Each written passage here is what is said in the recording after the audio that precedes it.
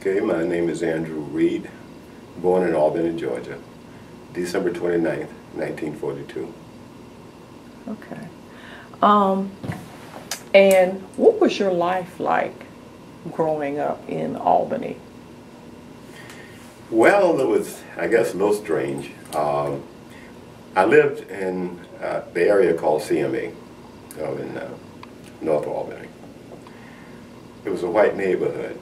Oh, wow. But my father built a house there before white people moved in, so I knew a lot of white people. Could not go to school with them. Matter of fact, I had to walk past their schools to get to mine, which was strange, but we did have, interaction with, kids in the neighborhood and whatnot.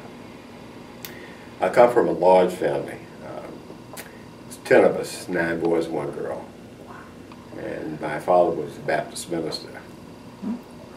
And they didn't make very much money in those days, but had a good life. I think all of us went to Albany State. I think about 6 graduated from Albany State. Wow. Matter of fact, my sister retired from Albany State. She taught over here.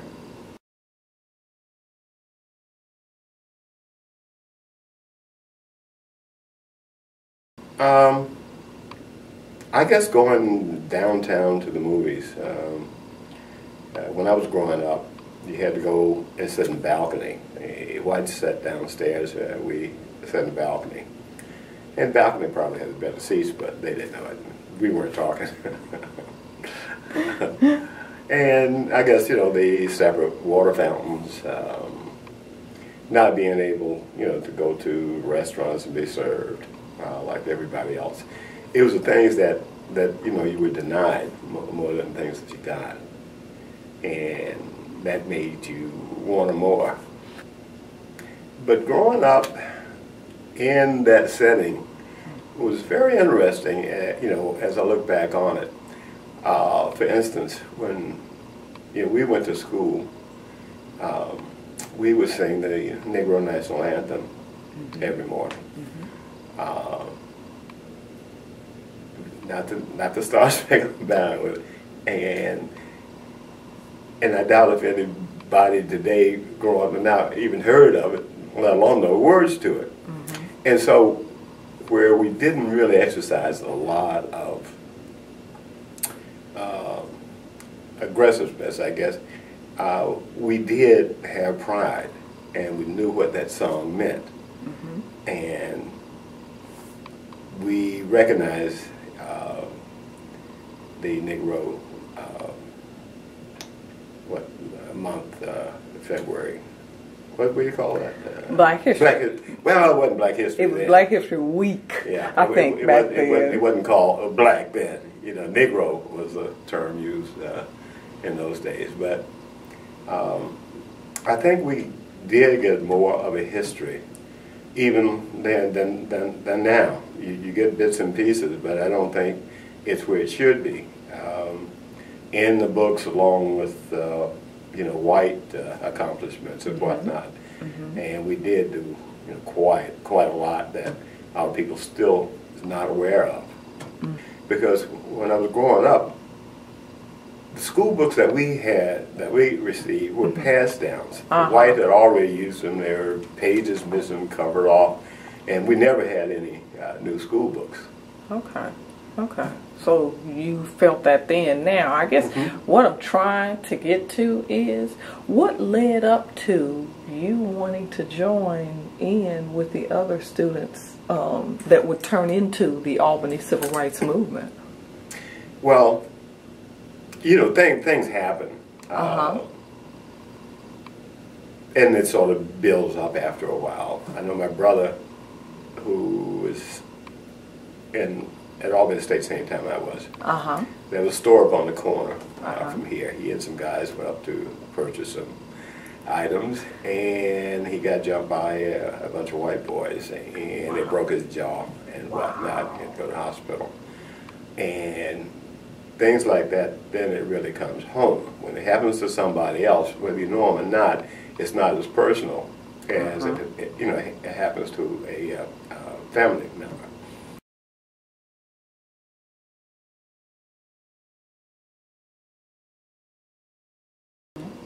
first thing you got to know is what you can take and can't take. I don't consider myself a violent person, but I knew I couldn't sit down and somebody bust an egg in my head, pour some beer on me or something. And my father was a minister, but you got to know your limits, and I knew mine, and so I ended up teaching adult night school because here in Georgia, I don't know where you're from, but you had to pass a literacy test before you could vote, which means you had to read and write a sentence or something like that. And so I would teach people that could not read that well enough to pass the test. And one thing they did here in Albany, I don't know if they did it other places, but if you reached 18 when you were in high school, the teacher took you down to the courthouse and registered you to vote. Wow. Yeah, everybody, Monroe High School, when you got 18, the teacher took you down there.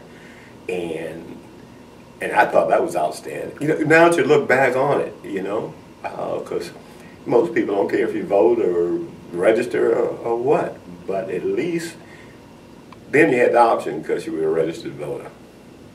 Okay. And so even then, the teachers at my school anyway had the students' best interests, whether we knew it or not, because that was naturally something new to us. We'd never voted before. Okay. Yeah. Now, back at Albany State College, you said that you participated in the literacy. What were some of the other things that you did in the movement when you were at Albany State? Okay, well, participated in voter registration. Went to various counties in the area to deliver literature, especially when elections were coming up. Here's a list who you should vote for. Had to sneak in and out of town too. I mean, they caught you with that kind of stuff. No telling what would happen. Were you ever caught? No. No. And I'm trying to remember the town I was coming from. We had been to several towns, just passing out literature and then coming back. And on the way back, I think it was down in Baker County, they were burning a cross and fell right next to the highway. And that's the first time I had seen that, and it was scary. It was really scary to see them actually in the white road burn the cross. I said, boy, if that car stops now, what are we going to do? And we went over to, well, I was out, we got kicked out, but we went over by Savannah, at a school over there, to train you in nonviolent procedures and whatnot. Matter of fact, that's the first time I had a conversation with Dr. King. He used to come here, but he and Andy Young and a group of his people came over and spent the day with us, and they would bring students in there to teach them and get them away from here for about a week. But getting back to some of the things that I did here. Besides participating in the demonstrations, he would speak to small groups, especially at your church, and try to encourage them to participate. Because I guess the older you were, the more hesitant you were about doing things like that. Because I guess you're exposed to one way of life for so long, it's kind of difficult to change.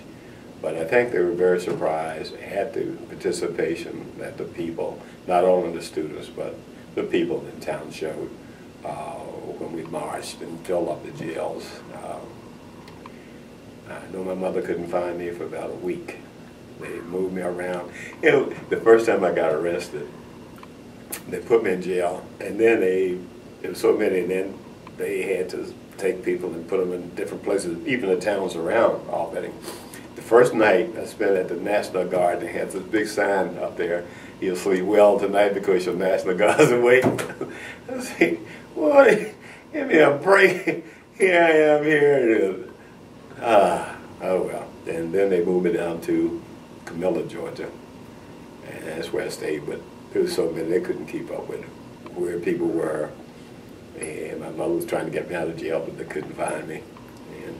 You had 2 meals a day. You had grits and what we called light bread at the time, white bread for breakfast, and rice and white bread for dinner. Did not go to the bathroom for a week.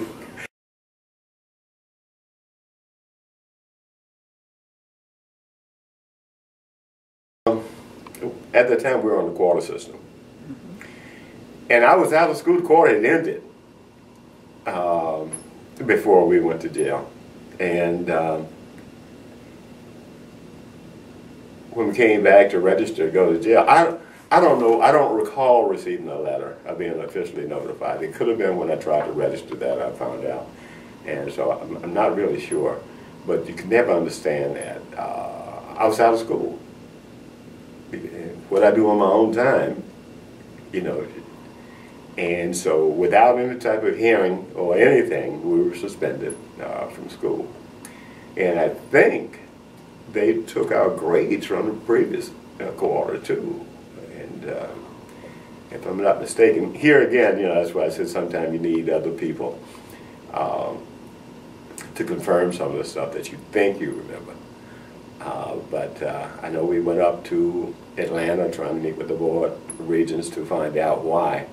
And we come to find out, nobody told Dr. Dennis to expel us. He took this action on his own because I think that's what he thought he should do. That's to please other people.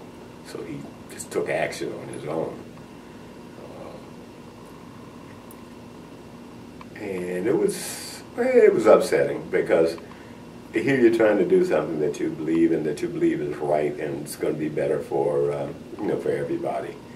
And to have your own people or a person like that do something, you know, like that to you, you know,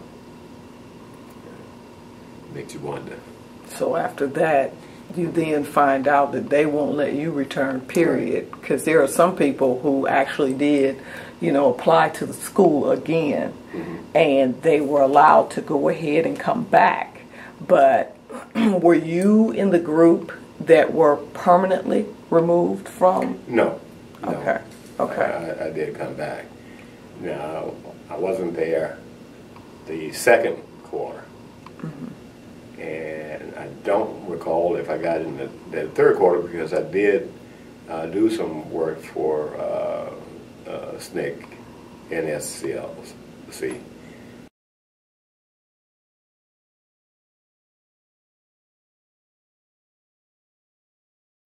Well, I think what we did at that time would make it possible for them to probably accomplish a lot of things that we weren't able to. Not that we didn't have the capacity to do so, but things, doors just weren't open. And they should, even at this late date, it's been a long time and they take a lot of things for granted. You have to remember your past and take advantage of it and do all that you can and try to accomplish all that you can. And you don't forget how it became possible for you to do it. Don't take it for granted. You know, don't take it for granted that you're in college and that you're going to be a success. You're going to have to work for it. And just don't forget not their past, but the past of their fathers and mothers and grandparents and whatnot. Because you go into something like that blind, you don't know what's going to happen to you. And you think it's worth it. And I can certainly say today, even with what happened to me, it was well worth it. I wouldn't do it any other way.